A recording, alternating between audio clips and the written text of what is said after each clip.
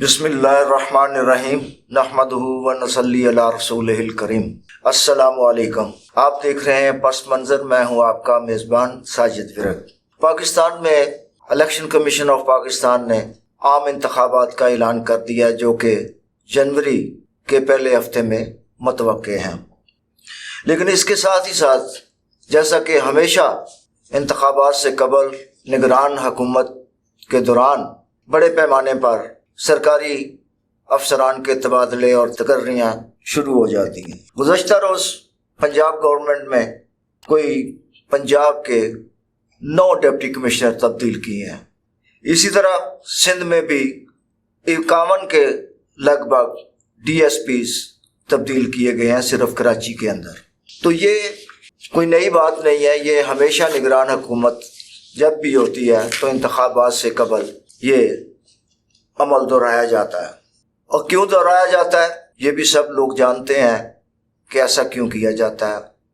تاکہ اپنے اپنے کینڈیڈیٹس کو فیور دینے کے لیے ایسے افسران کی تقرری کی جائے جو ان کو الیکشن کے دوران فائدہ پہنچا سکے۔ لیکن سپریم کورٹ آف پاکستان آج سے 10 سال پہلے ان تقرریوں کو، تبادلوں کو غیر قانونی قرار دے چکی ہے، لیکن اس کے باوجود یہ سلسلہ چلتا رہتا ہے۔ جون 2013 میں جب انتخابات اناؤنس ہوئے تھے، انتخابات ہونے والے تھے، تو اس وقت پاکستان مسلم لیگ نواز کے سینئر رہنما اور وفاقی وزیر پانی و بجلی خواجہ محمد آصف نے ایک پٹیشن ان تقرریوں کے خلاف سپریم کورٹ میں داخل کروائی تھی۔ اس وقت ہزار خان کھوسو کی حکومت تھی، وہ نگران وزیر اعظم تھے، لیکن 400 سے زائد اس وقت بڑے پیمانے پر پورے پاکستان میں تبادلے کیے گئے، جن میں مختلف عہدوں پر فائز افسران شامل تھے۔ لیکن اس پہ سپریم کورٹ آف پاکستان نے اپنے ریمارکس میں لکھا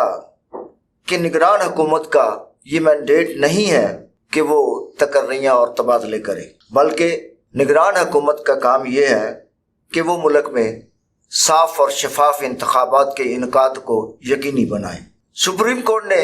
یہ فیصلہ اس وقت دیا جب سابق نگران وزیر اعظم میر ہزار خان الیکشن کروانے کے لیے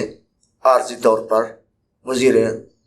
اعظم مقرر کیے گئے تھے۔ انہوں نے آتے ہی کوئی پورے پاکستان میں 400 سے زائد تقرریاں اور تبادلے کیے، جنہیں سپریم کورٹ آف پاکستان نے کالا دم قرار دے دیا۔ عدالت نے وفاقی وزیر برائے پانی و بجلی خواجہ آصف کی اس پٹیشن کو تسلیم کیا، اور تسلیم کرنے کے بعد نگران حکومت کی جانب سے کی جانے والی تمام تقرریوں کو کالا دم قرار دیتے ہوئے ہدایت کی کہ نگران حکومت کا مینڈیٹ صرف اور صرف صاف اور شفاف انتخابات کا انعقاد کرانا ہے۔ اسے آئین اور قانون یہ قطعاً اجازت نہیں دیتا کہ وہ اس دوران کسی قسم کی تقرری یا تبادلہ کرے، بلکہ عدالت نے جہاں تک کہا کہ ان تمام تبادلوں کو اور تمام تقرریوں کو ایسے سمجھا جائے جیسے یہ تقرریاں اور تبادلے کبھی ہوئے ہی نہیں تھے۔ عدالت نے نئی حکومت کو ان تقرریوں اور تبادلوں کو برقرار رکھنے یا ان کو ختم کرنے کے لیے 15 دن کا وقت دیا، اور کہا کہ خود مختار اداروں کے سربراہوں کے تعین کے لیے 3 رکنی کمیشن تشکیل دیا جائے، جو یہ فیصلہ کرے گا کہ یہاں کس کو مقرر ہونا چاہیے، کس کو نہیں ہونا چاہیے۔ اس وقت کی نگران حکومت نے صرف بلوچستان میں 100 سے زائد سرکاری ملازمین کے تبادلے کیے، جس پر عدالت کا کہنا تھا کہ نگران حکومت کا مینڈیٹ تقرریاں اور تبادلے کرنا نہیں، یہ صریحاً آئین اور قانون کی خلاف ورزی ہے، اور نگران حکومت کو ان تمام کارروائیوں سے احتیاط برتنی چاہیے جو آئین اور قانون کے زمرے میں آتی ہیں۔ انہیں کوئی بھی ایسا اقدام نہیں اٹھانا چاہیے جس سے آئین اور قانون کی عملداری میں کوئی رکاوٹ پیش آئے۔ Chief justice supreme court of Pakistan جو اس وقت تھے मरहूम इफ्तिखार मोहम्मद चौधरी, उनकी सरबराही में सुप्रीम कोर्ट का 3 रुकनी बेंच तश्कील पाया और उस बेंच ने ये ख्वाजा आसिफ की पटिशन जो है ये बाकायदा सुनी और उस पटिशन पर अपने फैसले में ये हदायत निगरान हुकूमत को दी जो मैंने आपको पहले बयान की हैं। अदालत ने अपने फैसले में ये भी कहा कि निगरान हुकूमत ने 400 से ज़ायद जो सरकारी मुलाजमीन की तकर्रियाँ और तबादले किए हैं, इससे अकरबा परवरी का अंसर नुमायाँ होता है और ये तासर मिलता है कि निगरान हुकूमत ने ये अपने ज़ाती मुफादात के लिए ये तमाम तकर्रियाँ और तबादले किए हैं। इसमें इनका इलेक्शन के हवाले से कोई फ़ायदा है या कोई और फ़ायदा है, बहरहाल इससे अकरबा परवरी का अंसर वाज़िह नज़र आ रहा है। अदालत ने अपने फैसले में मज़ीद कहा कि सुप्रीम कोर्ट ऑफ पाकिस्तान 1996 से ये कह रही है कि अकरबा परवरी की बुनियाद पर तकर्रियों और तबादलों से गुरेज किया जाए, लेकिन कोई हुकूमत मानने को तैयार नहीं है। लेकिन हुकूमतें अदालती अहकामात पर अमल दरामद करने की बजाय अहकामात को रद्दी की टोकरी में फेंक देती है और सुप्रीम कोर्ट की या दीगर अदालतों की तौहीन करती है। सुप्रीम कोर्ट ने साथ ये भी कहा कि हम नहीं चाहते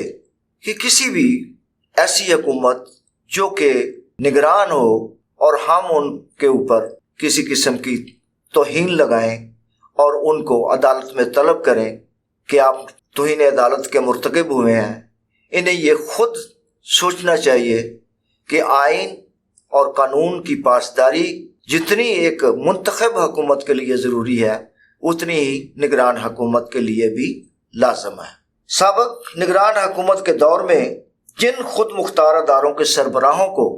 तब्दील किया गया, इनमें नेशनल हाईवेज अथॉरिटी, सुई southern gas company, national electric power regulator authority, national fertiliser और ऑयल एंड फीड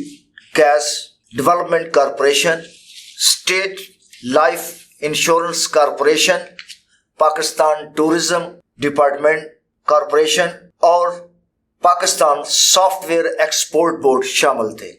अदालत ने इस मौका पर मजीद कहा कि इस दौरान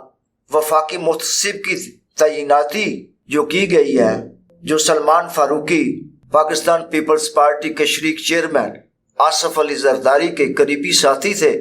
और उनके सेक्रेटरी भी थे, उनको मुहतसिब का ओहदा दिया गया वफाकी मुहतसिब का। उस पे भी सुप्रीम कोर्ट ने फिर हुक्म दिया कि इनका फैसला जो है वो अलग बेंच सुनेगा। सो ऐसा ही हुआ। बाद में सलमान फारूकी को वो ओहदा छोड़ना पड़ा। तो इन दिनों सियासी सरगर्मियां जो शुरू हो चुकी हैं, हर पार्टी की कोशिश है कि वो